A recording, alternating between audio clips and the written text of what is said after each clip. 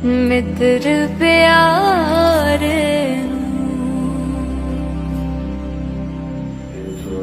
हाल मुरीदा दा कहना। अता पुरख निरभਉ निर्वैर अकाल मूरत अजूनी सैभं गुर प्रसाद जप। आद सच जुगाद सच है भी सच नानक होसी भी सच। चक्कर चेहन हर बरन जात हर पात नहन जेह। रूप रंग हर एक भेद को कह ना सकत के। अचल मूरत अनुभव प्रकाश हमें तोज कहिजै। कोट इंद्र इंद्रान साहे साहान गणिजै। तिर भवन दीप सुर नारे असुर नेत नेत गम तृण कहत। त्वै सर्वनाम कथै कवन कर्म नाम बरनत सुमत। सजन सचा पातशाहो सिर शाह शाह। जिस पास बैठिया सोहिए सबना दावे साहु। जिस पास बैठिया सोहिए सबना दावे साहु। सतनाम श्री वाहिगुरु साहिब जी। जतन बहुत मैं कर रहियो मिट्यो ना मन को मान। दुर्मत सो नानक पदयो राख लेहो भगवान। वाहिगुरु जी का खालसा वाहिगुरु जी की फतेह। जुग हो जुगे अटल शबर शतर तख्त के मालक साहिब कमाल दसम पातशाहियां दे पावनात्मक स्वरूप सतगुरु धन धन श्री गुरु ग्रंथ साहिब जी महाराज गुरुदेव जी की पावन पवित्र हजूरी अंदर अमृत वेले दे पावन सजे दीवाना विच गुरु प्रेमानंद पिंड बैठी गुरु स्वरूप गुरु खालसा साध संगत जी समूह गुरसिख संतां ने सतगुरां दी पावन पवित्र अमृत रूप गुरबाणी दे नित दे सरवण कीते हैं। उपरंत पावन पवित्र गुरबाणी की चल रही लड़ीवार कथा विचार सरवण करने वास्ते साहिब जी के पावन चरणा कमलों की हाजरी कर रहे। आओ मन वृत्तियां एकाग्र करके सतगुरां दा पावन पवित्र उपदेश श्रवण करिए। सोनो उपदेश हृदय वसावो मन छे नाम करो। मन की एकाग्रता बनाने वास्ते समूह संतां प्रेम नाल जपना करो जी। सतनाम श्री वाहिगुरु साहिब जीओ। सतनाम श्री वाहिगुरु साहिब जी। जतन बहुत मैं कर रहे हो मिट्यो ना मन को मान। ਧੰਨ ਗੁਰੂ ਤੇਗ ਬਹਾਦਰ ਸਾਹਿਬ ਜੀ ਮਹਾਰਾਜ ਜੀ ਦੇ ਪਾਵਨ ਪਵਿੱਤਰ ਉਚਾਰਨ ਕੀਤੇ ਹੋਏ ਨੌਵੇਂ ਮਹੱਲੇ ਦੇ ਸ਼ਲੋਕਾਂ ਦੀ ਆਪ ਜੀ ਵਿਚਾਰ ਸਰਵਣ ਕਰ ਰਹੇ ਹੋ। ਜਤਨ ਬਹੁਤ ਮੈਂ ਕਰ ਰਹੇ ਹੋ, ਮਿਟਿਓ ਨਾਮ ਮਨ ਕੋ ਮਾਨ। ਮੈਂ ਬੜੇ ਯਤਨ ਕੀਤੇ ਪਰ ਮਨ ਦਾ ਜਿਹੜਾ ਮਾਨ, ਮਨ ਦਾ ਅਹੰਕਾਰ ਉਹ ਨਹੀਂ ਮਿਲਿਆ।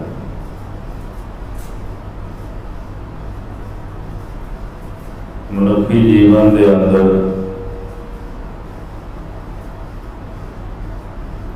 ਧਰਮ ਦੇ ਮਾਰਗ ਉੱਪਰ ਸਭ ਤੋਂ ਵੱਡਾ ਜੇ ਕੋਈ ਅੜਿੱਕਾ, ਜੇ ਕੋਈ ਰੁਕਾਵਟ ਹੈ, ਉਹ ਮਨ ਦਾ ਮਾਨ ਹੈ।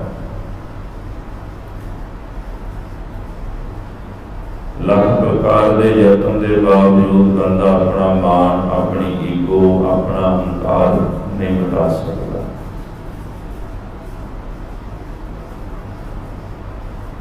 ਇਸੇ ਹੀ ਅਹੰਕਾਰ, ਮਾਨ ਨੂੰ ਮਿਟਾਉਣ ਵਾਸਤੇ ਧਰਮੀ ਪੁਰਖਾਂ ਨੇ ਅਨੇਕਾਂ ਪ੍ਰਕਾਰਾਂ ਦੇ ਯਤਨ ਕੀਤੇ। ਜੈਸੇ ਪਾਤਸ਼ਾਹ ਕਹਿੰਦੇ, ਪਾਠ ਪੜਿਓ ਹਰ ਵੇਦ ਵਿਚਾਰਿਓ, ਨਿਵਲ ਭੁਅੰਗਮ ਸਾਧੇ, ਪੰਜ ਜਨਾ ਸਿਓ ਸੰਗ ਨਾ ਛੁਟਿਓ, ਅਦਬ ਅਹੰਗ ਬੁੱਧ ਬਾਤੇ। ਧਰਮ ਸ਼ਾਸਤਰਾਂ ਦੇ ਪਾਠ ਵੀ ਕੀਤੇ, ਵੇਦ ਵੀ ਪੜ੍ਹੇ, ਭਜਨਮ ਨਾੜੀ ਨੂੰ ਵੀ ਸਾਧਿਆ, ਨੇਤੀ ਧੋਤੀ ਆਦਿ ਕਰਮ ਕੀਤੇ। ਪਰ ਜਿਹੜੇ ਪੰਜ ਵਿਕਾਰ, ਇਹਨਾਂ ਪੰਜ ਵਿਕਾਰਾਂ ਤੋਂ ਖਹਿੜਾ ਨਹੀਂ ਛੁੱਟਿਆ। ਕਰਮ ਤੇ ਕੀਤੇ ਸਨ, ਮਨ ਦਾ ਮਾਨ ਮਿਟ ਜਾਏ, ਮਨ ਦਾ ਅਹੰਕਾਰ ਮਿਟ ਜਾਏ, ਪਰ ਐਸਾ ਹੋ ਨਹੀਂ ਸਕਿਆ। ਮੇਰੀ ਬੁੱਧੀ ਹੋਰ ਜ਼ਿਆਦੀ ਅਹੰਕਾਰ ਦੇ ਵਿੱਚ ਬਣੀ, ਅਦਕ ਅਹੰਗ ਬੁੱਧ ਬਾਤੇ। ਤਪੱਸਿਆ ਤਾਂ ਕੀਤੀ ਸੀ, ਮਨ ਦਾ ਮਾਨ ਮਿਟ ਜਾਏ। ਬੜੀ ਤਪੱਸਿਆ ਕੀਤੀ ਹੈ, ਹਰ ਤਪੱਸਿਆ ਕਰੇ ਅਹੰਕਾਰ। ਤਪੱਸਿਆ ਨਾਲ ਹੰਕਾਰ ਦਾ ਕੀ ਮਿਟਣਾ ਸੀ? ਮਹਾਰਾਜ ਕਹਿੰਦੇ, ਜਿਤਨੀ ਜ਼ਿਆਦੀ ਤਪੱਸਿਆ ਕੀਤੀ ਓਨਾ ਹੀ ਹੰਕਾਰੀ, ਓਨਾ ਹੀ ਅੰਦਰ ਮਾਨ ਪੈਦਾ ਹੋ ਗਿਆ। ਮੇਰੇ ਜਿਹਾ ਕੋਈ ਤਪਸਵੀ ਨਹੀਂ, ਮੇਰੇ ਜਿਹਾ ਕੋਈ ਬੰਦਗੀ ਕਰਨ ਵਾਲਾ ਨਹੀਂ, ਮੇਰੇ ਜਿਹਾ ਕੋਈ ਸੇਵਾਦਾਰ ਨਹੀਂ। ऐसी सेवा कोई नहीं कर सकता। जब सचखंड श्री हरिमंदिर साहिब की सेवा हुई, गुरु महाराज 9वें पातशाह जी ने बड़े सिखों को निवाजा। भाई बहलो जी, भाई मंझ जी, बाबा बुढ़ा जी, इस तो इलावा होर कई गुरमुख प्यारे सिख संत, भाई भगतू जी, कुछ साडे वर्गे भी विच सन, ते आपस में गल्लां करन लगे भी सेवा ते असां भी बड़ी कीती है, बहुत सेवा की है, पर सानू किसे पुछया नहीं। असीं सारी सारी रात, सारा सारा दिन सेवा च लगे रहिंदे सन।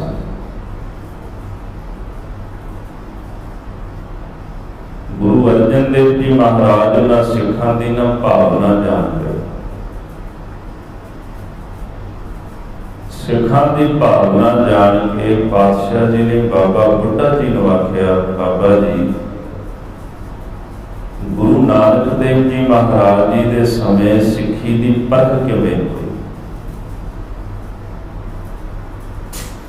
महाराज ने अपने सिखां की परख की होगी, तुहानू सब कुछ पता है।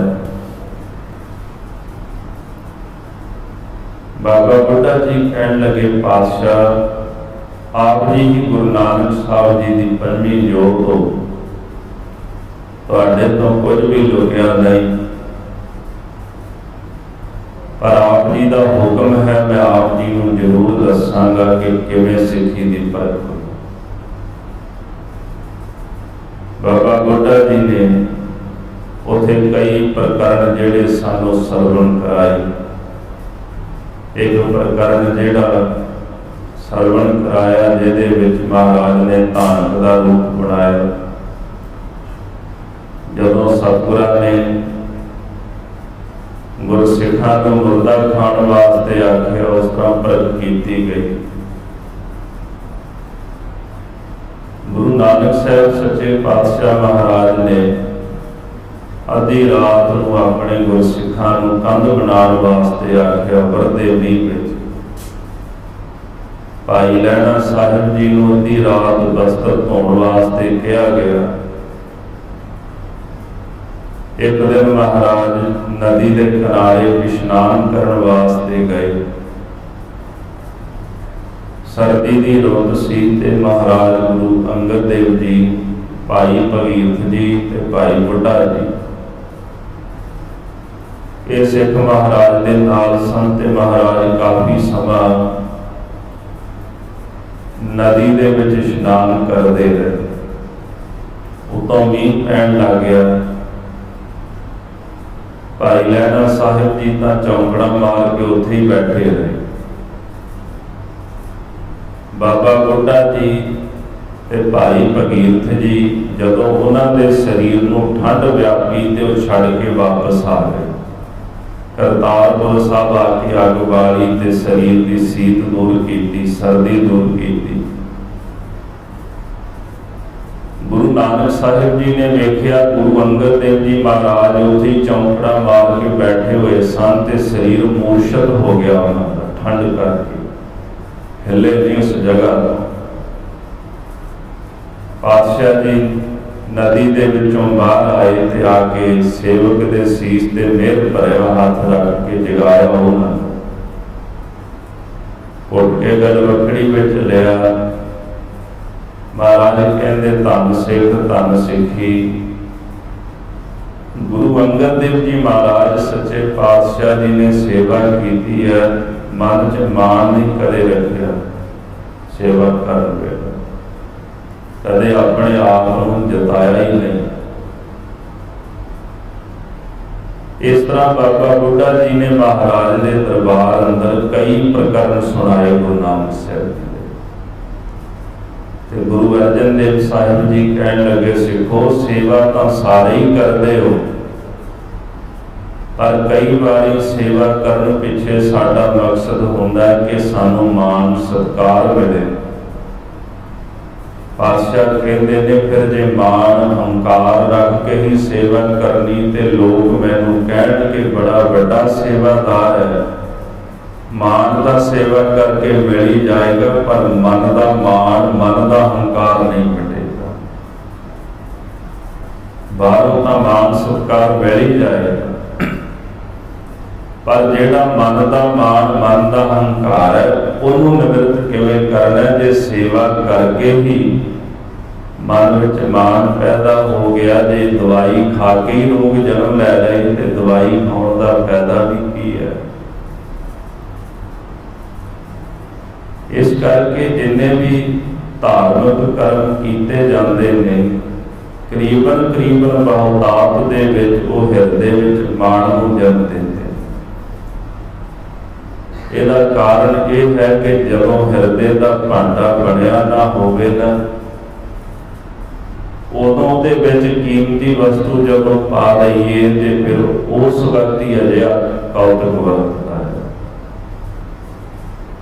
जिसका भांडा हिरदे का बन गया तो उहदे विच जदों सेवा ते नाम रूपी वस्तु पाई जाती है, उत्थे फिर हंकार जिहड़ा मिटदा है। जदों भांडा नहीं बनया हुंदा तो उहदे विच कीमती वस्तु पा लईए तो फिर वो हजम नहीं होती, पचदी नहीं। इस करके गुरु तेग बहादुर साहिब जी कहते जतन बहुत मैं कर रहे हो मिट्यो न मन को मान। मैं बड़े जतन किए पर मन का मान नहीं मिटेगा। ਮਨ ਦਾ ਹੰਕਾਰ ਨਹੀਂ ਮੰਨਿਆ। ਕਹਿੰਦੇ ਗੁਰੂ ਤੇਗ ਬਹਾਦਰ ਸਾਹਿਬ ਜੀ ਦੀ ਬਾਣੀ ਨਾ ਗੌੜੀ ਰਾਗ ਵਿੱਚੋਂ ਆਰੰਭ ਹੁੰਦੀ ਹੈ। ਪਹਿਲੇ ਦੋ ਰਾਗਾਂ ਵਿੱਚ ਨਾ ਰਾਗ ਸ੍ਰੀ ਰਾਗ ਤੇ ਰਾਗ ਮਾਝ ਵਿੱਚ ਨੌਵੇਂ ਪਾਤਸ਼ਾਹ ਜੀ ਦੀ ਬਾਣੀ ਹੈ। ਗੌੜੀ ਰਾਗ ਵਿੱਚ ਜਦੋਂ ਬਾਣੀ ਆਰੰਭ ਹੁੰਦੀ ਹੈ ਤੇ ਪਹਿਲਾ ਸ਼ਬਦ ਹੀ ਇਹੀ ਹੈ, ਸਾਧੋ ਮਨ ਕਾ ਮਾਨ ਤਿਆਗੋ।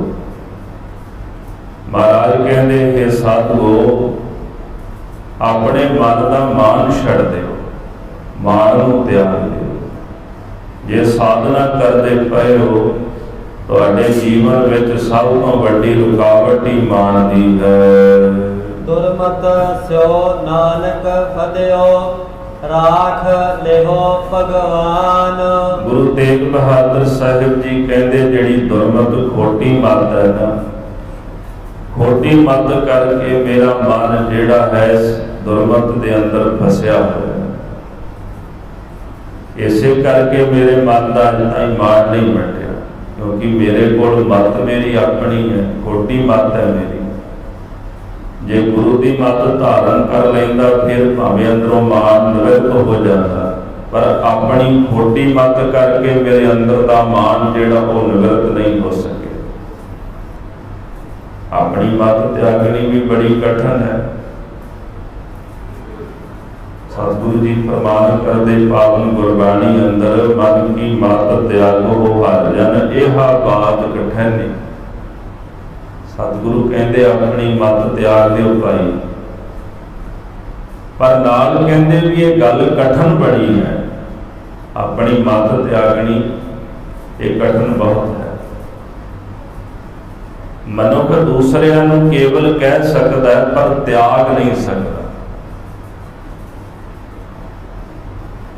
ਗੁਰਮਤਿ ਦੀ ਵਿਆਖਿਆ ਤਾਂ ਕਰ ਸਕਦਾ ਹੈ ਪਰ ਆਪਣੀ ਮੱਤ ਤਿਆਗ ਕੇ ਗੁਰਮਤਿ ਦਾ ਧਾਰਨੀ ਨਹੀਂ ਬਣ ਸਕਦਾ, ਕਿਉਂਕਿ ਆਪਣੀ ਮੱਤ ਤਿਆਗੀ ਨਹੀਂ ਜਾਂਦੀ।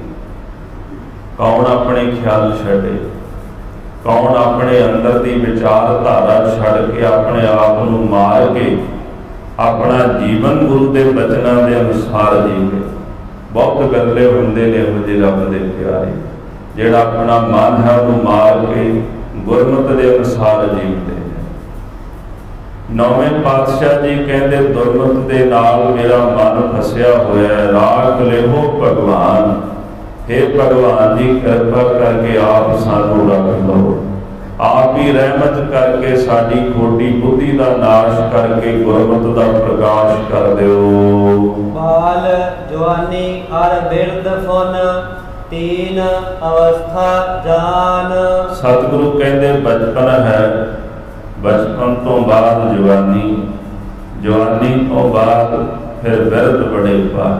ਇਹ ਤਿੰਨ ਅਵਸਥਾਵਾਂ ਸਰੀਰ ਦੀਆਂ ਜਾਣਨਾ ਕਰੋ। ਪਹਿਲਾਂ ਬੱਚਾ ਸੀ, ਜਵਾਨ ਹੋ ਗਿਆ, ਤੇ ਜਵਾਨ ਤੋਂ ਫਿਰ ਬਜ਼ੁਰਗ ਹੋ ਗਿਆ ਹੈ।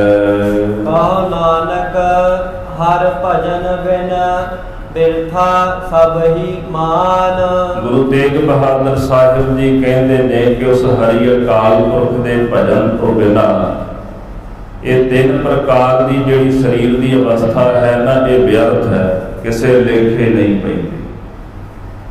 12 ਬਰਸ ਬਾਲਪਨ ਬੀਤੇ, 20 ਬਰਸ ਕਛ ਤਪ ਨਾ ਕੀਓ, 30 ਬਰਸ ਕਛ ਦੇਵ ਨ ਪੂਜਾ, ਫਿਰ ਪਛਤਾਨਾ ਬਿਰਧ ਭਇਓ, ਮੇਰੀ ਮੇਰੀ ਕਰਤੇ ਜਨਮ ਗਇਓ, ਸਾਇਰ ਸੋਖ ਭੁਜਨ ਭਲਿਓ। 12 ਸਾਲ ਤਾਂ ਬਚਪਨ ਵਿੱਚ ਹੀ ਲੰਘ ਗਏ, ਖੇਡ ਦੇ ਵਿੱਚ ਮਸਤ ਰਿਹਾ, ਖਾਂਦਾ ਪੀਂਦਾ ਰਿਹਾ, ਮਾਤਾ ਪਿਤਾ ਨੇ ਲਾਡ ਦੇ ਨਾਲ ਪਾਲਿਆ ਪੋਸਿਆ। 12 ਸਾਲ ਤੋਂ ਬਾਅਦ ਫਿਰ ਕਿਸ਼ੋਰ ਅਵਸਥਾ ਆਰੰਭ ਹੋ ਗਈ। ਮਹਾਰਾਜ ਜੀ ਕਹਿੰਦੇ ਹਨ ਫਿਰ 20 ਸਾਲ ਤੱਕ ਕੋਈ ਤਪ ਨਹੀਂ ਕੀਤਾ, ਕੋਈ ਬੰਦਗੀ ਨਹੀਂ ਕੀਤੀ। 12 ਬਰਸ ਬਾਲਪਨ ਬੀਤੇ, 20 ਬਰਸ ਕਛ ਤਪ ਨਾ ਕੀਓ। 20 ਸਾਲ ਦਾ ਹੋ ਗਿਆ, ਜਵਾਨੀ ਆਰੰਭ ਹੋ ਗਈ, ਤਪ ਨਹੀਂ ਕੀਤਾ, ਨਾਮ ਨਹੀਂ ਜਪਿਆ। ਫਿਰ 30 ਸਾਲਾਂ ਦਾ ਹੋ ਗਿਆ, 30 ਸਾਲ ਦੀ ਅਵਸਥਾ ਤੱਕ ਗੁਰਦੇਵ ਦੀ ਪੂਜਾ ਨਹੀਂ ਕੀਤੀ, ਅਕਾਲ ਪੁਰਖ ਦੀ ਪੂਜਾ ਨਹੀਂ ਕੀਤੀ। महाराज कहते 30 सालों तो बाद हौली हौली ज्यों ज्यों समा ढलन लगा तो फिर बजुर्ग अवस्था आ गई। हुण बजुर्ग अवस्था के अंदर किथे नाम जपया जाना। पंडित गुलाब सिंह जी कहते जिहड़ा जवानी विच नहीं नाम जप सकिया तो बुढ़ेपे च कित्थों जप लेगा। जिन्हें जवानी नहीं संभाली वो बुढ़ेपे में आखे भी मैं नाम जप लवा, हुण नहीं कहते जपिया जाना। भगत बेणी जी भी ये गल कहते, नैनों नीर बह तन खीना भये केस दुधवानी रुदा कंठ शब्द नहीं उचरै अब क्या कर है परानी। नेत्रों विचों पानी बहता है, शरीर कमजोर हो गया, केस दुध वर्गे चिट्टे हो गए, गला कमजोर हो गया, विचों शब्द नहीं निकलता, अखां विचों दिसदा नहीं, पानी बहता रहता हर वक्त। हुण दे आके कि हुण भगती बंदगी कर लवा, कहते हुण किथे भगती बंदगी होनी है। जदों समा सी उदों तां बंदगी कर नहीं सकिया ते हुण किवें बंदगी करेगा। एक समा सी जवानी की अवस्था का, जदों परमेश्वर अकाल पुरख ने कंचन वर्गी तैनूं देही बख्शिश कीती सी, उस वक्त कंचन वर्गी देही प्राप्त करके तप नहीं कर सकिया तो हुण बुढ़ेपे विच किवें बंदगी करेगा। मेरी मेरी करते जन्म गयो, मैं मेरी करदिया सारा जन्म इसे तरह लंघ गया, सायर सोख भुजंग बले हो। ये शरीर जिहड़ा है ना सरोवर की न्याई है, जिवें सरोवर सुक जाता है, बुढ़ेपे की अवस्था के विच शरीर रूपी सरोवर बल रूपी ताकत रूपी पानी नालों सुक गया। भुजंग बले हो, भुजंग का अखरी अर्थ है बाहां, बाहां का भी बल चला गया, हुण अपनी क्रिया भी आप नहीं कर सकता। महाराज कहते 12 साल खेडदियां बतीत कर दिते, 20 सालों तक कोई तप नहीं किया, 30 सालों तक परमात्मा की पूजा नहीं की, हुण बुढ़ेपा आ गया है, हुण इन्हें की परमात्मा की भगती बंदगी करनी है। सतगुरु जी कहते ने बाल जवानी और बिरध होना तीन अवस्था जा, कहो नानक हर भजन बिन बिरथा सब ही पार। बचपन है, जवानी है, बिरध अवस्था, ये 3 तरह की अवस्था जानो। हरि अकाल पुरख के भजन तो बिना ये 3 तरह की जिहड़ी अवस्था इनू व्यर्थ करके जान, व्यर्थ करके मन लै। करनो हुतो सो ना कियो, परयो लोभ कै फंद। जो करना सी वो नहीं कीता। नाम जपण वास्ते आया सी प्राणी, तू आया दाहा लैण, नाम का लाहा लैण वास्ते आया सी, ये नहीं लाहा लिया। जो करना सी वो नहीं कीता। महाराज कहते लोभ दीयां फाइयां विच फसिया है, धन कमाण की इच्छा मन विच जाग पई, पदार्थ नूं एकत्र करन दी, खाण पीण दी, पहनण दी इच्छा अंदर प्रबल हो गई।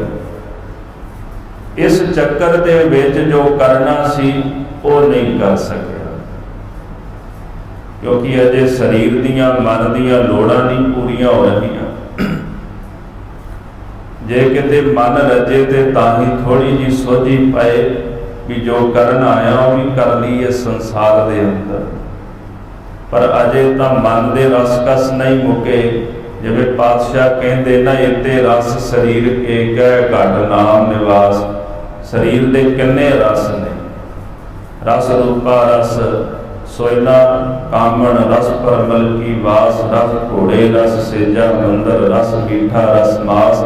इते रस शरीर के कह घट नाम निवास। पहनण दा रस, खाण दा रस है, सोने दा रस है, चांदी दा रस है, शरीर के सुगंधियां नूं लावण दा रस है। इन्ने रस ने शरीर दे, हुण नाम दा रस किथे वसेगा। अजे तो मन इन्हां पदार्थां वालों नहीं रजिया ते नाम की भुख किथों मन अंदर जागेगी, नाम की सार किवें जानेगा। धन गुरु तेग बहादुर साहिब सच्चे पातशाह जी कहते ने, लोभ की फाही विच फस गया, मन लोभ दे विच खचत हो गया। जो करना सी ਉਹ ਨਹੀਂ ਕਰ ਸਕਿਆ। ਨਾਨਕ ਸਮਿਓ ਰਮ ਗਇਓ ਅਬ ਕਿਉ ਰੋਵਤ ਅੰਧ। ਗੁਰੂ ਤੇਗ ਬਹਾਦਰ ਸਾਹਿਬ ਜੀ ਕਹਿੰਦੇ ਜਿਹੜਾ ਸਮਾਂ ਸੀ ਉਹ ਲੰਘ ਗਿਆ। ਨਾਮ ਜਪਣ ਦਾ ਵੇਲਾ ਸੀ ਉਹ ਬਤੀਤ ਹੋ ਗਿਆ। ਅਬ ਕਿਉ ਰੋਵਤ ਅੰਧ, ਹੁਣ ਜਦੋਂ ਅੰਤ ਕਾਲ ਆ ਗਿਆ, ਹੁਣ ਜਦੋਂ ਮੌਤ ਆ ਗਈ, ਜਮਦੂਤ ਲੈਣ ਵਾਸਤੇ ਆ ਗਏ ਨੇ, ਹੁਣ ਕਿਉਂ ਹੇ ਅਗਿਆਨੀ ਤੂੰ ਰੋਂਦਾ ਹੈ? ਕਿਉਂਕਿ ਜਦੋਂ ਜੰਮਾ ਨੇ ਆ ਕੇ ਗਲ ਵਿੱਚ ਫਾਹੀ ਪਾ ਲਈ ਤੇ ਫਿਰ ਰੋਂਦਾ ਸੀ, ਬਿਰਲਾਪ ਕਰਦਾ ਸੀ ਕਿ ਨਾਮ ਜਪ ਲੈਂਦਾ, ਭਗਤੀ ਬੰਦਗੀ ਕਰ ਲੈਂਦਾ, ਆਹ ਦਿਨ ਤਾਂ ਨਾ ਵੇਖਣਾ ਪੈਂਦਾ। ਮਹਾਰਾਜ ਕਹਿੰਦੇ ਹੁਣ ਰੋਣ ਦਾ ਕੋਈ ਫਾਇਦਾ ਨਹੀਂ, ਕਿਉਂਕਿ ਜਦੋਂ ਸਮਾਂ ਸੀ ਉਦੋਂ ਕੁਝ ਕਰ ਨਹੀਂ ਸਕਿਆ, ਹੁਣ ਸਮਾਂ ਲੰਘ ਗਿਆ। ਪਾਤਸ਼ਾਹ ਜੀ ਕਹਿੰਦੇ ਹੁਣ ਕੁਝ ਨਹੀਂ ਹੋ ਸਕਦਾ, ਬਿਨਾਂ ਰੋਣੇ ਤੋਂ ਤੇਰੇ ਪੱਲੇ ਕੁਝ ਨਹੀਂ ਪੈਣਾ। ਇਸ ਕਰਕੇ ਪਾਤਸ਼ਾਹ ਜੀ ਕਹਿੰਦੇ ਅਬ ਨਾ ਭਜਸ ਭਜਸ ਕਬ ਭਾਈ, ਆਵੈ ਅੰਤ ਨਾ ਭਜਿਆ ਜਾਏ। ਜੇ ਹੁਣ ਪਰਮੇਸ਼ਰ ਦਾ ਭਜਨ ਨਹੀਂ ਕਰੇਗਾ ਤੇ ਕਦੋਂ ਕਰੇਗਾ? ਜਦੋਂ ਅੰਤ ਕਾਲ ਆ ਗਿਆ, ਫਿਰ ਪਰਮੇਸ਼ਰ ਦਾ ਭਜਨ ਨਹੀਂ ਹੋਣਾ, ਉਦੋਂ ਤਾਂ ਕੇਵਲ ਤੇਰੇ ਪੱਲੇ ਪਛਤਾਵਾ ਹੀ ਰਹਿ ਜਾਣਾ ਹੈ। ਮਨ ਮਾਇਆ ਮੈਂ ਰਮ ਰਹਿਓ ਨਿਕਸਤ ਨਾਹੇ ਨਾ ਮੀਤ। ਮਨ ਮਾਇਆ ਮੈਂ ਰਮ ਰਹਿਓ, ਇਹ ਜਿਹੜਾ ਮਨ ਹੈ ਮਾਇਆ ਦੇ ਵਿੱਚ ਰਮਿਆ ਹੋਇਆ, ਅੱਠੇ ਪੈਰ ਇਹ ਮਾਇਆ ਦੇ ਜਾਲ ਵਿੱਚ, ਮਾਇਆ ਦੀ ਫਾਈ ਵਿੱਚ ਫਸਿਆ ਰਹਿੰਦਾ ਹੈ। ਨਿਕਸਤ ਨਾਹਿਨ ਮੀਤ।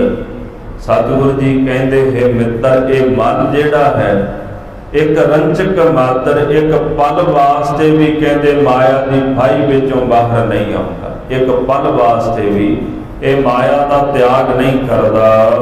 ਨਾਨਕ ਮੂਰਤ ਚਿੱਤਰ ਜਿਉ ਛਾੜਤ ਨਾਹੇ ਨਾ ਭੀਤ। ਸਤਿਗੁਰੂ ਗੁਰੂ ਤੇਗ ਬਹਾਦਰ ਸਾਹਿਬ ਜੀ ਕਹਿੰਦੇ ਜਿਵੇਂ ਇੱਕ ਮੂਰਤ ਚਿੱਤਰ ਦੇ ਉੱਤੇ, ਕਿਸੇ ਮੂਰਤ ਦਾ ਚਿੱਤਰ ਬਣਾਇਆ ਹੁੰਦਾ ਨਾ ਦੀਵਾਰ ਦੇ ਉੱਤੇ, ਕੋਈ ਵੀ ਚਿੱਤਰ ਚਿੱਤਰਿਆ ਹੋਵੇ, ਇੱਕ ਪਲ ਵਾਸਤੇ ਵੀ ਭੀਤ ਯਾਨੀ ਕੰਧ ਨੂੰ ਛੱਡਦਾ ਨਹੀਂ। ਭੀਤ ਨਾਮ ਕੰਧ ਦਾ, ਕੰਧ ਦੇ ਉੱਤੇ ਤੁਸੀਂ ਕੋਈ ਮੂਰਤ ਬਣਾ ਦਿਓ, ਕੋਈ ਚਿੱਤਰ ਬਣਾ ਦਿਓ, ਉਹ ਚਿੱਤਰ ਉਹ ਮੂਰਤ ਕਦੇ ਕੰਧ ਨੂੰ ਛੱਡਦੀ ਨਹੀਂ। ਮਹਾਰਾਜ ਕਹਿੰਦੇ ਜੈਸੇ ਚਿੱਤਰ ਕੰਧ ਨੂੰ ਨਹੀਂ ਛੱਡਦਾ, ਜੈਸੇ ਕੋਈ ਤਸਵੀਰ, ਕੋਈ ਮੂਰਤ ਛਪੀ ਹੋਈ ਕੰਧ ਨੂੰ ਤਿਆਗਦੀ ਨਹੀਂ, ਇਸੇ ਤਰ੍ਹਾਂ ਸਾਡਾ ਮਨ ਜਿਹੜਾ ਹੈ ਉਹ ਮਾਇਆ ਦਾ ਤਿਆਗ ਨਹੀਂ ਕਰਦਾ, ਉਹ ਮਾਇਆ ਨੂੰ ਛੱਡਦਾ ਹੀ ਨਹੀਂ। ਮਾਇਆ ਮਨ ਹੋਣਾ ਵਿਸਰੈ ਮੰਗੈ ਦਮਾ ਦਮਾ। ਇਹ ਮਾਇਆ ਮਨ ਵਿੱਚੋਂ ਵਿਸਰਦੀ ਨਹੀਂ, ਸਵਾਸ ਸਵਾਸ ਮਾਇਆ ਹੀ ਮੰਗਦਾ, ਬਸ ਮਾਇਆ ਹੀ ਚਾਹੀਦੀ, ਮਾਇਆ ਹੀ ਚਾਹੀਦੀ। ਜਿੰਨੀ ਦੇਰ ਤੱਕ ਇਹ ਮਾਇਆ ਦੀ ਮੰਗ ਹੈ, ਭਗਤੀ ਦੀ ਮੰਗ ਕਿੱਥੋਂ ਕਰੇਗਾ? ਨਾਮ ਦੀ ਮੰਗ ਗੁਰੂ ਦੇ ਚਰਨਾਂ ਵਿੱਚੋਂ ਕਿਵੇਂ ਕਰੇਗਾ? ਸਤਿਗੁਰੂ ਕਹਿੰਦੇ ਸਾਡਾ ਹਾਲ ਤਾਂ ਉਹ ਤਸਵੀਰ ਦਾ ਤਸਵੀਰ ਵਰਗਾ ਹੈ ਜਿਹੜੀ ਕੰਧ ਦੇ ਉੱਪਰ ਚਿਤਰੀ ਹੋਈ ਹੈ। ਤਸਵੀਰ ਵੀ ਕੰਧ ਨੂੰ ਛੱਡ ਕੇ ਨਹੀਂ ਜਾਂਦੀ, ਇਸੇ ਤਰ੍ਹਾਂ ਸਾਡਾ ਮਨ ਜਿਹੜਾ ਹੈ ਉਹ ਵੀ ਕਦੇ ਮਾਇਆ ਨੂੰ ਤਿਆਗ ਕੇ ਪਰਮੇਸ਼ਰ ਦੀ ਭਗਤੀ ਬੰਦਗੀ ਵੱਲ ਨਹੀਂ ਜੁੜਦਾ।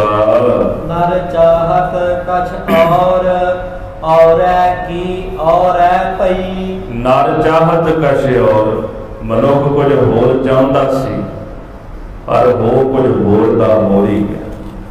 ਇਹਨੇ ਸੋਚਿਆ ਕੁਝ ਹੋਰ ਸੀ, ਹੋ ਕੁਝ ਹੋਰ ਗਿਆ। ਅਸਲ ਵਿੱਚ ਜੀਵਨ ਕਾਲ ਦੇ ਅੰਦਰ ਸਾਰੀ ਖੇਡ ਇਸੇ ਤਰ੍ਹਾਂ ਹੀ ਵਰਤਦੀ ਹੈ।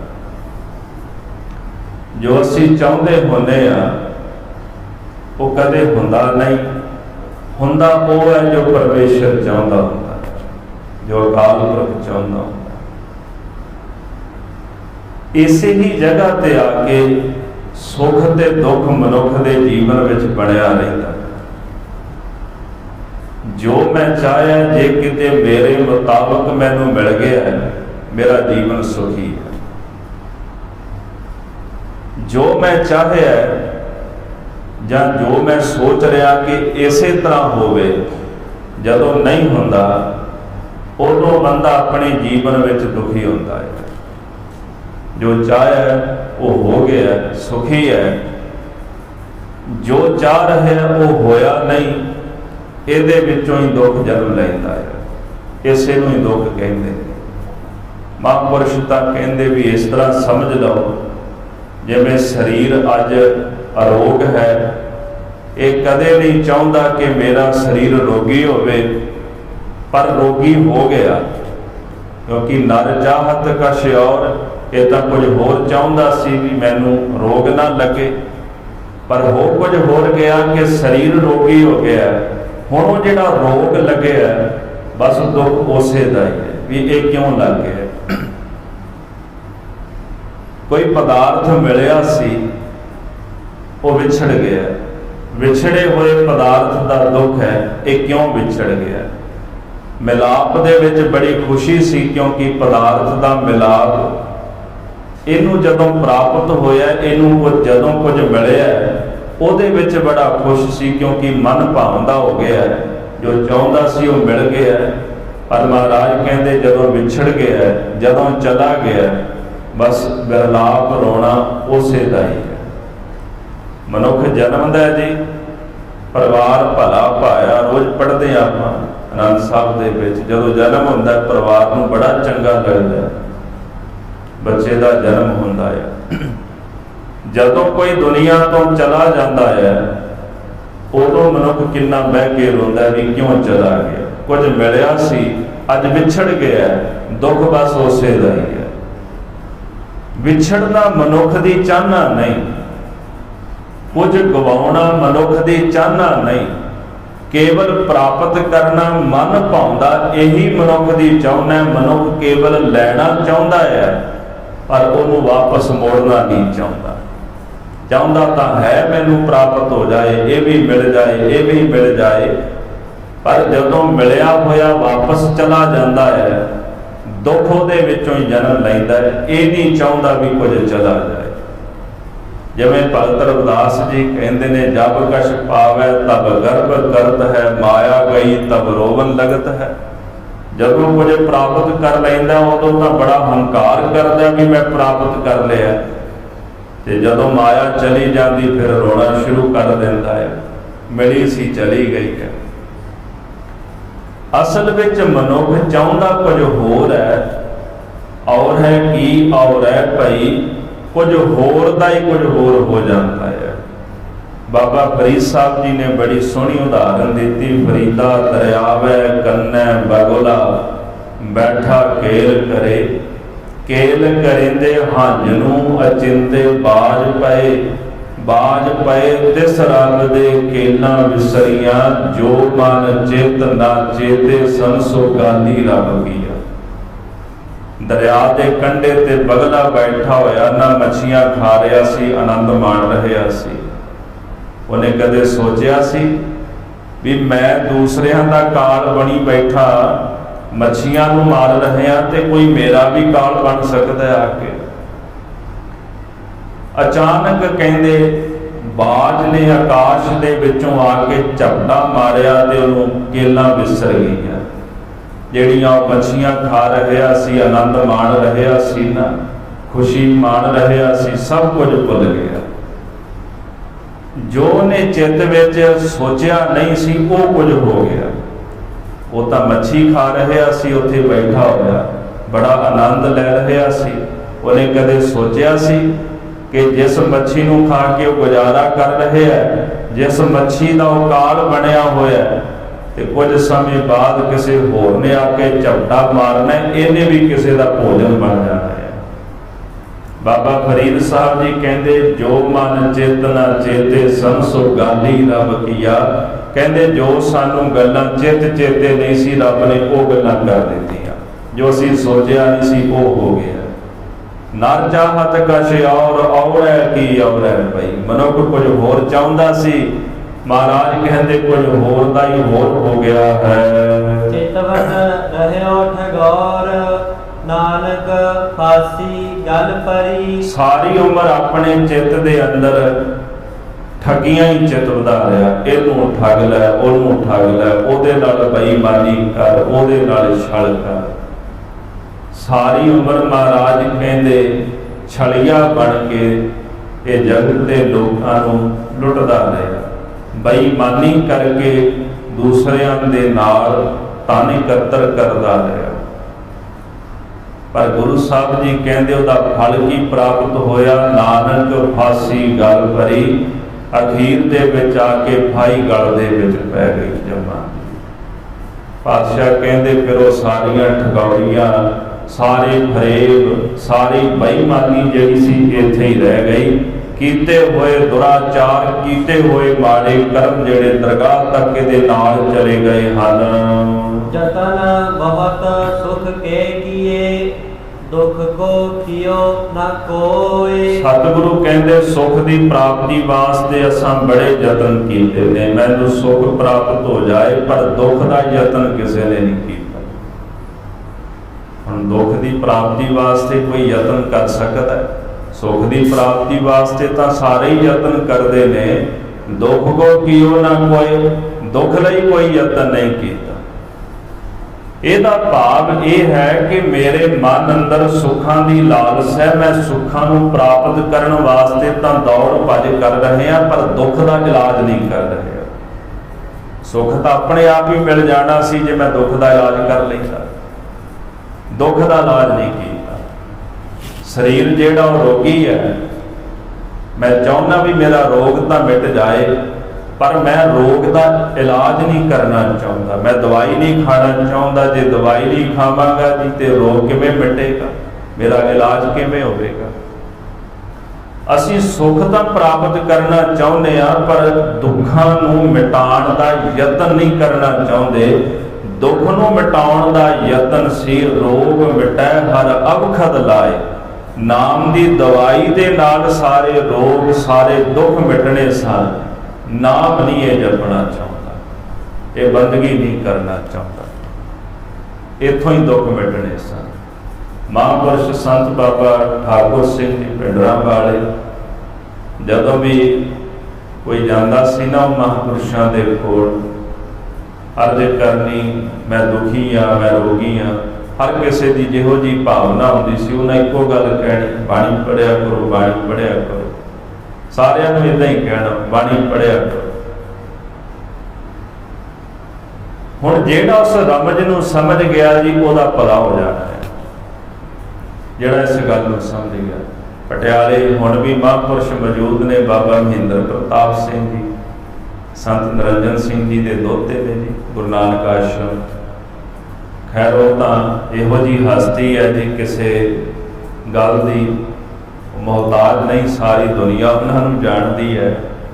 संत बाबा महेंद्र प्रताप सिंह, पहली गल वचन करना दी, जे करना है उन्होंने महापुरुषों ने बाणी पढ़िया करो, बस बाणी पढ़िया करो। क्योंकि उन्होंने पता है कि बाणी ही सारे रोगों की दवा है, बाणी ही दुखों की निवृत्ति का साधन है। असी अरदास कराना चाहुंदे आ, असी किसी महापुरुष का वचन लेना चाहुंदे आ, मेरे रोग मिट जाण, पर असी बाणी नहीं पढ़ना चाहते। जे महापुरुष कहण बाणी पढ़ो, तो कई बारी कहते ने, कई आके इस गल का जवाब ही देंदे भी बड़ियां बेनतियां कीतियां, इको ही गल कह देंदे भी बाणी पढ़ो, बस यही कह के तोड़ देंदे। उन्होंने तो इलाज सानू दस दिता है, पर सानू गल समझ विच नहीं आई। असीं सोचा भी उन्होंने कोई वचन नहीं किया भी तेरे रोग मिट जाणगे, उन्होंने तो वचन कर दिता भी बाणी पढ़, तेरे रोग आपे ही मिट जाने। बाणी आपां पढ़नी नहीं होंदी, साडा चित्त नहीं करता, नाम जपण नूं साडा दिल नहीं करता, सत संगत विच बह के कथा कीर्तन सुणन नूं साडा जी नहीं करता, जिथे आके सारे रोग साडे मिटने सन। महाराज कहते दया करन दुख हरन उचरन नाम कीर्तन है, दयाल पुरख भगवान है, नानक लिप्त ना माया। जिन्हां ते वो दया कर दिंदा ना, रहमत कर दिंदा है, जिन्हां दी झोली दे विच अपनी कीर्ति दी दात पा दिंदा है, महाराज कहते उन्हां दे सारे रोग सारे दुख मिटा दिंदा है। दया करन दा है। जदों दया करदा जी की मिलदा, उचरण नाम कीर्तन है। उस अकाल पुरख वाहिगुरू जी की नाम की कीर्ति उचारण करने वास्ते मिलती है। तो जदों की कीर्ति प्राप्त हो जाए, उसका नाम प्राप्त हो जाए, दुख हरण उदों मनुख के ਸਾਰੇ ਦੁੱਖ ਹੀ ਉਮੇੜ ਦਿੰਦਾ ਹੈ। ਦੁੱਖਾਂ ਦੀ ਮੂਲ ਸਾਡੇ ਕਰਮ ਨੇ ਤੇ ਕਰਮਾਂ ਦਾ ਇਲਾਜ ਪਰਮੇਸ਼ਰ ਦਾ ਨਾਮ ਹੈ। ਇਸ ਕਰਕੇ ਗੁਰੂ ਤੇਗ ਬਹਾਦਰ ਸਾਹਿਬ ਜੀ ਕਹਿੰਦੇ ਵੀ ਅਸੀਂ ਯਤਨ ਜ਼ਰੂਰ ਕਰ ਰਹੇ ਹਾਂ ਮੈਨੂੰ ਸੁੱਖ ਮਿਲੇ, ਆਪਾਂ ਦੌੜ ਰਹੇ ਹਾਂ ਸੁੱਖਾਂ ਦੇ ਪਿੱਛੇ, ਪਰ ਫਿਰ ਵੀ ਦੁਖੀ ਆ ਕਿਉਂਕਿ ਅਸੀਂ ਦੁੱਖ ਦਾ ਇਲਾਜ ਨਹੀਂ ਕੀਤਾ। ਜੇ ਦੁੱਖ ਦਾ ਇਲਾਜ ਕਰ ਲੈਂਦੇ ਤੇ ਸੁੱਖ ਲੈਣ ਦੀ ਲੋੜ ਨਾ ਪੈਂਦੀ, ਕਿਉਂਕਿ ਕਹਿੰਦੇ ਰਾਤ ਦਾ ਇਲਾਜ ਕਰਨ ਦੀ ਲੋੜ ਨਹੀਂ ਪੈਂਦੀ, ਬਸ ਦੀਵਾ ਬਾਲਣ ਦੀ ਲੋੜ ਪੈਂਦੀ ਹੈ। ਰਾਤ ਦਾ ਇਲਾਜ ਕਰਨ ਦੀ ਲੋੜ ਨਹੀਂ ਪੈਂਦੀ, ਹਨੇਰੇ ਨੂੰ ਭਜਾਉਣ ਦੀ ਲੋੜ ਨਹੀਂ ਪੈਂਦੀ, ਕਹਿਣ ਦੀ ਲੋੜ ਨਹੀਂ ਪੈਂਦੀ ਵੀ ਦੌੜ ਜਾ ਇੱਥੋਂ, ਭੱਜ ਜਾ, ਚਲਾ ਜਾ। ਸਿਆਣਾ ਮਨੁੱਖ ਦੀਵਾ ਹੀ ਬਾਲਦਾ ਹੈ, ਲਾਈਟ ਬਾਲਦਾ ਹੈ। ਉਹਨੂੰ ਪਤਾ ਵੀ ਜਦੋਂ ਲਾਈਟ ਬਲ ਗਈ ਚਾਨਣ ਆਪੇ ਹੀ ਹੋ ਜਾਣਾ ਹੈ, ਪ੍ਰਕਾਸ਼ ਆਪੇ ਹੀ ਹੋ ਜਾਣਾ ਹੈ। ਜਿਹੜੇ ਸੂਝਵਾਨ ਪੁਰਸ਼ ਨੇ ਉਹਨਾਂ ਨੂੰ ਪਤਾ ਹੈ ਕਿ ਦੁੱਖਾਂ ਦਾ ਇਲਾਜ ਪਰਮੇਸ਼ਰ ਦਾ ਨਾਮ ਹੈ। ਮੈਂ ਨਾਮ ਜਪਾਂਗਾ ਮੇਰੇ ਦੁੱਖ ਆਪੇ ਹੀ ਮਿਟ ਜਾਣੇ। ਤੇ ਜੋ ਦੁੱਖ ਭੋਗਦਾ ਹੁੰਦਾ ਹੈ ਨਾ ਜੀਵਨ ਵਿੱਚ, ਕਈ ਵਾਰੀ ਐਸਾ ਹੁੰਦਾ ਵੀ ਹੈ ਜੀ। ਵੈਸੇ ਇੱਕ ਕਿਸੇ ਪ੍ਰਚਾਰਕ ਨੇ ਇਹ ਗੱਲ ਕਹੀ, ਮੈਂ ਕੁਝ ਸਾਲ ਪਹਿਲਾਂ ਸੁਣੀ, ਮੈਂ ਸਾਡੇ ਕੋਲ ਇਸ ਚੀਜ਼ ਦਾ ਪ੍ਰੂਫ ਵੀ ਪਿਆ। ਆਪਣੇ ਆਪ ਨੂੰ 2-3 ਜਾਣੇ ਚੰਗੇ ਕੌਮ ਦੇ ਪ੍ਰੋਫੈਸਰ ਕਹਾਉਣ ਵਾਲੇ ਪ੍ਰਚਾਰਕ ਆਖੇ ਜੀ ਜੇ ਨਾਮ ਜਪਣ ਨਾਲ ਦੁੱਖ ਮਿਟਦਾ ਹੁੰਦਾ ਤੇ ਗੁਰੂ ਅਰਜਨ ਦੇਵ ਜੀ ਤੱਤੀ ਲੋਹ ਤੇ ਕਿਉਂ ਬਹਿੰਦੇ। ਪਹਿਲੀ ਗੱਲ ਤਾਂ ਇਹ ਗੱਲ ਹੀ ਬੜੀ ਨਰਮੂਲ ਜੀ ਸੀ, ਬੜੀ ਨਰਮੂਲ ਜੀ ਗੱਲ ਸੀ। ਜੇ ਨਾਮ ਜਪਣ ਨਾਲ ਦੁੱਖ ਮਿਟਦੇ ਹੁੰਦੇ ਤੇ ਦਰਬਾਰ ਸਾਹਿਬ ਅਟੈਕ ਕਿਉਂ ਹੁੰਦਾ। ਇੱਥੋਂ ਸਾਡਾ ਹੋਛਾਪਣ ਪਤਾ ਲੱਗਦਾ ਹੈ ਵੀ ਅਸੀਂ ਸੋਚ ਕੀ ਰਹੇ ਹਾਂ। ਇੱਥੋਂ ਇਹ ਪਤਾ ਲੱਗਦਾ ਹੈ ਕਿ ਅਸੀਂ ਪ੍ਰਚਾਰਕ ਹੁੰਦਿਆਂ ਹੋਇਆਂ ਵੀ ਸਭ ਤੋਂ ਵੱਡੇ ਮੂਰਖ ਹਾਂ। ਜਿਨ੍ਹਾਂ ਨੇ ਗੁਰੂ ਗ੍ਰੰਥ ਸਾਹਿਬ ਜੀ ਦੀ ਬਾਣੀ ਦੀ ਵਿਆਖਿਆ ਤਾਂ ਜ਼ਰੂਰ ਕੀਤੀ ਹੈ, ਪਰ ਗੁਰੂ ਗ੍ਰੰਥ ਸਾਹਿਬ ਜੀ ਦੀ ਪਵਿੱਤਰ ਬਾਣੀ ਦੀ ਵਿਆਖਿਆ ਦਾ ਸਿਧਾਂਤ ਅੱਜ ਤੱਕ ਨਹੀਂ ਅਸੀਂ ਸਮਝਿਆ। ਗੁਰੂ ਤੇਗ ਬਹਾਦਰ ਸਾਹਿਬ ਜੀ ਮਹਾਰਾਜ ਜੀ ਦੀ ਸ਼ਹਾਦਤ ਹੋਈ, ਕਹਿੰਦੇ ਜੀ ਉਹਨਾਂ ਨੇ ਦੁੱਖ ਪ੍ਰਾਪਤ ਕੀਤਾ। 10ਵੇਂ ਪਾਤਸ਼ਾਹ ਜੀ ਸਾਰੀ ਜ਼ਿੰਦਗੀ ਵਿਚਰਦੇ ਰਹੇ, ਕਿੰਨੇ ਸੰਕਟ ਸਹਾਰੇ, ਉਹਨਾਂ ਨੇ ਵੀ ਤਾਂ ਨਾਮ ਜਪਿਆ। ਕੌਣ ਕਹਿੰਦਾ ਨਾਮ ਜਪ ਕੇ ਦੁੱਖ ਮਿਟਦੇ ਨੇ? ਇਹ ਉਹਨਾਂ ਦਾ ਤਰਕ ਸੀ, ਜਿਹੜਾ ਤਰਕ ਉਹਨਾਂ ਨੇ ਕੀਤਾ ਹੈ। ਕਦੇ ਮਨ ਅੰਦਰ ਇਹ ਵਿਚਾਰੀਏ, ਜਦੋਂ ਗੁਰੂ ਅਰਜਨ ਦੇਵ ਸਾਹਿਬ ਜੀ ਦੀ ਬਾਣੀ ਪੜ੍ਹਦੇ ਆ ਤੇ ਉਹਨਾਂ ਦੀ ਸ਼ਹਾਦਤ ਦੇ ਜਦੋਂ ਕਾਰਨ ਲੱਭੀਦੇ ਨੇ ਤੇ ਬੜੀ ਵਿਲੱਖਣਤਾ ਉਹਦੇ ਵਿੱਚ ਨਜ਼ਰ ਆਉਂਦੀ ਹੈ। ਗੁਰੂ ਤੇਗ ਬਹਾਦਰ ਸਾਹਿਬ ਮਹਾਰਾਜ ਜੀ ਦੀ ਸ਼ਹਾਦਤ ਦੀ ਵਿਲੱਖਣਤਾ, ਜਿਹੜੇ ਇਹਨਾਂ ਨੇ ਗੁਰੂ ਸਾਹਿਬ ਜੀ ਉੱਪਰ, ਮੈਂ ਤਾਂ ਇਹ ਕਹਾਂਗਾ, ਦੋਸ਼ ਆਰੋਪਣ ਕੀਤੇ, ਜਿਹੜੇ ਦੋਸ਼ ਲਾਏ ਇਹਨਾਂ ਨੇ ਗੁਰੂ ਸਾਹਿਬ ਜੀ ਉੱਪਰ, ਜੇ ਉਸ ਪੱਖ ਨੂੰ ਚੰਗੀ ਤਰ੍ਹਾਂ ਵਾਚਿਆ ਜਾਏ ਤੇ ਗੁਰੂ ਤੇਗ ਬਹਾਦਰ ਸਾਹਿਬ ਜੀ ਦੀ ਸ਼ਹਾਦਤ ਬੜੀ ਵਿਲੱਖਣ ਸੀ। ਉਹ ਇਹਨਾਂ ਚੀਜ਼ਾਂ ਨਾਲ ਤਾਂ ਮੈਚ ਹੀ ਨਹੀਂ ਕਰਦੀ ਜਿਹੜੀਆਂ ਗੱਲਾਂ ਕੀਤੀਆਂ ਗਈਆਂ। ਗੁਰੂ ਗੋਬਿੰਦ ਸਿੰਘ ਸਾਹਿਬ ਮਹਾਰਾਜ ਦਾ ਜਦੋਂ ਜੀਵਨ ਪੜ੍ਹਦੇ ਆ, ਆਪਣੇ ਜੀਵਨ ਕਾਲ ਦੇ ਅੰਦਰ ਵਿਚਰਦੇ ਰਹੇ। ਉਹਨਾਂ ਨੇ ਜੰਗ ਵੀ ਕੀਤੇ, 14 ਜੰਗਾਂ ਕੀਤੀਆਂ। ਜਿਹੜੇ ਦੁੱਖਾਂ ਦੀ ਗੱਲ ਅਸੀਂ ਕਰਦੇ ਆ ਵੀ ਉਹਨਾਂ ਦੁੱਖ ਸਹਾਰੇ, ਕਦੇ ਗੁਰੂ ਸਾਹਿਬ ਨੇ ਆਪਣੇ ਮੂੰਹੋਂ ਕਿਹਾ ਵੀ ਮੈਂ ਦੁਖੀ ਹਾਂ? ਕਦੇ ਗੁਰੂ ਅਰਜਨ ਦੇਵ ਸਾਹਿਬ ਜੀ ਮਹਾਰਾਜ ਜੀ ਦੀ ਪਵਿੱਤਰ ਬਾਣੀ ਦੇ ਅੰਦਰ, ਜਾਂ ਉਹਨਾਂ ਦੀ ਸ਼ਹਾਦਤ ਵੇਲੇ, ਜਾਂ 9ਵੇਂ ਪਾਤਸ਼ਾਹ ਜੀ ਦੀ ਸ਼ਹਾਦਤ ਵੇਲੇ, ਜਾਂ 84 ਵਿੱਚ ਜਦੋਂ ਸੱਚਖੰਡ ਸ੍ਰੀ ਹਰਿਮੰਦਰ ਸਾਹਿਬ ਅਟੈਕ ਹੋਇਆ, ਉੱਥੇ ਸ਼ਹਾਦਤ ਦੇਣ ਵਾਲੇ ਯੋਧੇ, ਕਦੇ ਕਿਸੇ ਨੇ ਉਹਨਾਂ ਦੇ ਮੂੰਹੋਂ ਸੁਣਿਆ ਵੀ ਅਸੀਂ ਦੁਖੀ ਹਾਂ? ਜਿਹੜਾ ਪਾਤਸ਼ਾਹ ਜੀ ਤੱਤੀ ਲੋਹ ਦੇ ਉੱਤੇ ਬੈਠਾ ਨਾ, ਉਹਨਾਂ ਇੱਕ ਬਚਨ ਵੀ ਆਖਿਆ, ਦੁੱਖ ਨਹੀਂ ਸਭ ਸੁਖ ਹੀ ਹੈ ਰੇ, ਹਾਰ ਨਹੀਂ ਸਭ ਜਿੱਤ ਹੈ। ਮੈਨੂੰ ਤਾਂ ਕੋਈ ਦੁੱਖ ਹੈ ਹੀ ਨਹੀਂ। ਫਿਰ ਤੁਸੀਂ ਕਿਵੇਂ ਕਹਿ ਦਿੱਤਾ ਵੀ ਮੈਂ ਦੁਖੀ ਹਾਂ? ਅਸੀਂ ਕਿਵੇਂ ਕਹਿ ਦਿੱਤਾ ਕਿ ਸਾਡਾ ਗੁਰੂ ਤੱਤੀ ਲੋਹ ਤੇ ਬੈਠਾ ਦੁੱਖ ਸਹਾਰ ਰਿਹਾ ਸੀ? ਸਾਈਂ ਮੀਆਂ ਮੀਰ ਨੂੰ ਦੁੱਖ ਜ਼ਰੂਰ ਲੱਗਿਆ ਜਦੋਂ ਉਹਨਾਂ ਨੇ ਬੈਠਿਆਂ ਵੇਖਿਆ ਨਾ ਗੁਰੂ ਅਰਜਨ ਦੇਵ ਸਾਹਿਬ ਜੀ ਨੂੰ ਤੱਤੀ ਲੋਹ ਤੇ ਸਾਈਂ ਮੀਆਂ ਮੀਰ ਧਾਹਾਂ ਮਾਰ ਕੇ ਰੋ ਉਠੇ ਧੰਨ ਗੁਰੂ ਅਰਜਨ ਦੇਵ ਸਾਹਿਬ ਜੀ ਕਹਿੰਦੇ ਮੀਆਂ ਛੋਟੋ ਪ੍ਰੀਤੀ ਚਾਮ ਸੇ। ਮਹਾਰਾਜ ਕਹਿੰਦੇ ਚੰਮ ਨਾ ਵੇਖ ਮੇਰਾ ਕਿ ਤੱਤੀ ਲੋਹ ਦੇ ਉੱਤੇ ਬੈਠਾ ਮੇਰਾ ਸਰੀਰ ਸੜ ਰਹੇ ਅਗਨ ਦੇ ਵਿੱਚ। ਮੀਆਂ ਛੋਟੋ ਪ੍ਰੀਤੀ ਚਾਮ ਸੇ ਕਿਆ ਹੁਆ ਤਨ ਤਪ ਰਹਾ ਮਨ ਸੀਤ ਹੈ ਹਰੀ ਨਾਮ ਸੇ। ਕੀ ਹੋਇਆ ਮੇਰਾ ਸਰੀਰ ਜੇ ਤਪਦਾ ਰਿਹਾ, ਮੇਰਾ ਮਨ ਤਾਂ ਪਰਮੇਸ਼ਰ ਦੇ ਨਾਮ ਦੇ ਨਾਲ ਸੀਤਲ ਹੈ। ਗੁਰੂ ਸਾਹਿਬ ਜੀ ਨੇ ਕਿਹਾ ਜੀ ਹਰ ਕਾ ਨਾਮ ਹਿਰਦੈ ਨਿਤ ਧਿਆਈ, ਸੰਗੀ ਸਾਥੀ ਸਗਨ ਤਰਾਈ। ਗੁਰੂ ਮੇਰਾ ਸੰਗ ਸਦਾ ਹੈ ਨਾਲੇ, ਸਿਮਰ ਸਿਮਰ ਤਿਸ ਸਦਾ ਸਮਾਲੇ। ਤੇਰਾ ਕੀਆ ਮੀਠਾ ਲਾਗੈ, ਹਰ ਨਾਮ ਪਦਾਰਥ ਨਾਨਕ ਮੰਗੈ। ਜਿਹੜਾ ਗੁਰੂ ਸਾਹਿਬਾਨ ਸਤਿਗੁਰੂ ਤੱਤੀ ਲੋਹ ਤੇ ਬਹਿ ਕੇ ਇਹ ਸ਼ਬਦ ਉਚਾਰਨ ਕਰ ਰਹੇ ਹੈ, ਸਾਨੂੰ ਲੱਗਦਾ ਵੀ ਉਹ ਗੁਰੂ ਦੁਖੀ ਹੋਵੇਗਾ। ਧੰਨ ਗੁਰੂ ਤੇਗ ਬਹਾਦਰ ਸਾਹਿਬ ਜੀ ਦੇ ਸੀਸ ਤੇ ਜਦੋਂ ਤੇਗ ਚੱਲੀ ਜਲਾਦ ਦੀ, ਤੇ ਗੁਰੂ ਤੇਗ ਬਹਾਦਰ ਸਾਹਿਬ ਜੀ ਜਲਾਦ ਤੇ ਉਸ ਵਕਤ ਦੇ ਹੁਕਮਰਾਨ ਜਹਾਂਗੀਰ ਨੂੰ ਕਹਿਣ ਲੱਗੇ ਤੇਰਾ ਦਾਦਾ ਵੀ ਸਾਡੇ ਦਾਦੇ ਤੇ 100 ਤੇਗਾਂ ਪਰਖਦਾ ਰਿਹਾ, ਜਦ ਤੂੰ ਮੇਰੇ ਤੇ ਵੀ ਤੇਗ ਪਰਖ ਕੇ ਵੇਖ ਲੈ। ਮੇਰਾ ਨਾਮ ਤੇਗ ਬਹਾਦਰ ਹੈ, ਇੱਕ ਵਾਰ ਤੇਗ ਪਰਖ ਕੇ ਤਾਂ ਵੇਖ। ਜਿਸ ਗੁਰੂ ਦੇ ਮੁਖ ਵਿੱਚੋਂ ਐਸੇ ਬਚਨ ਨਿਕਲੇ ਹੋਣ, ਅਸੀਂ ਕਿਵੇਂ ਕਹਿ ਸਕਦੇ ਹਾਂ ਵੀ ਉਹ ਗੁਰੂ ਦੁਖੀ ਹੋਵੇਗਾ। ਗੁਰੂ ਗੋਬਿੰਦ ਸਿੰਘ ਸਾਹਿਬ ਜੀ ਮਹਾਰਾਜ ਚਮਕੌਰ ਦੀ ਗੜੀ ਉੱਪਰ ਖਲੋਤੇ ਕਹਿੰਦੇ ਪੰਥ ਵਸੇ ਮੈਂ ਉਜੜਾ, ਮਨ ਚਾਹੋ ਕਨੇਰਾ। ਵਾਹੋ ਵਾਹੋ ਗੋਬਿੰਦ ਸਿੰਘ ਵਾ ਤੇਰਾ ਡੇਰਾ। ਮਿੱਤਰ ਪਿਆਰੇ ਨੂੰ ਹਾਲ ਮੁਰੀਦਾਂ ਦਾ ਕਹਿਣਾ, ਨੰਗੇ ਪੈਰ, ਪੈਰਾਂ ਵਿੱਚ ਕੰਡੇ ਖੁੱਭ ਗਏ, ਲਾਲ ਚਰਨ ਜਿਹੜੇ ਨੇ ਮਹਾਰਾਜ ਦੇ ਕੋਮਲ ਚਰਨ ਕਮਲ ਵਰਗੇ, ਲਹੂ ਦੀਆਂ ਧਾਰਾਂ ਵਿੱਚੋਂ ਨਿਕਲਦੀਆਂ ਨੇ।